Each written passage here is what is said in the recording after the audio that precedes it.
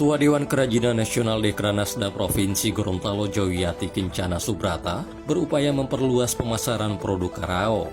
Upaya tersebut salah satunya melalui pelatihan maupun workshop bagi perajin karao yang akan difokuskan pada manajemen strategi pemasaran. Hal itu ia sampaikan usai pelatihan pemberdayaan UMKM dan survei oleh tim dari Kementerian Koordinator Bidang Perekonomian RI bertempat di Sumber Usaha Karao Kecamatan Telaga Kabupaten Gorontalo Kamis siang. Jowiati menilai sejauh ini pola pemasaran karao belum begitu optimal, sebab kebanyakan perajin memproduksi karao hanya pada saat ada permintaan. Oleh karena itu penjualan karao menurutnya masih perlu ditingkatkan dengan strategi pemasaran yang tepat. Salah satunya dengan pemanfaatan media sosial yang menurutnya efektif.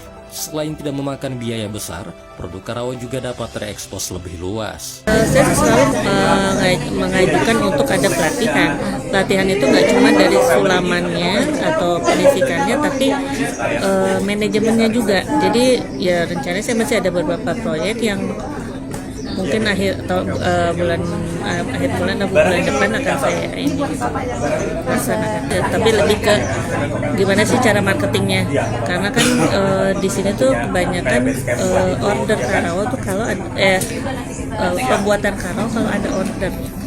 Nah, kalau misalnya kita belajar misalnya tentang sosial media untuk pemasaran, mungkin lebih banyak lagi lah orang yang kita mesti punya stok, mesti banyak yang pesan, banyak itu kan lebih gampang.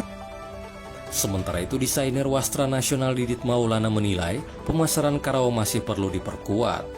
Melalui kerjasama Bank Indonesia, Bank Mandiri dan Dekranasda Provinsi Gorontalo, Didit bersama tim Jadi Gini Belajar Bersama atau JGBB akan melihat bagaimana program ke depan, kebutuhan, serta pola pemasaran yang dapat diaplikasikan perajin karao. Selain itu, Didit menilai yang perlu dikembangkan dari karao yakni penempatan motif, serta memperkuat simbol-simbol yang identik dengan Gorontalo. Dari hasil pengamatannya, Didit melihat beberapa motif masih dekoratif, sehingga perlu untuk dikembangkan.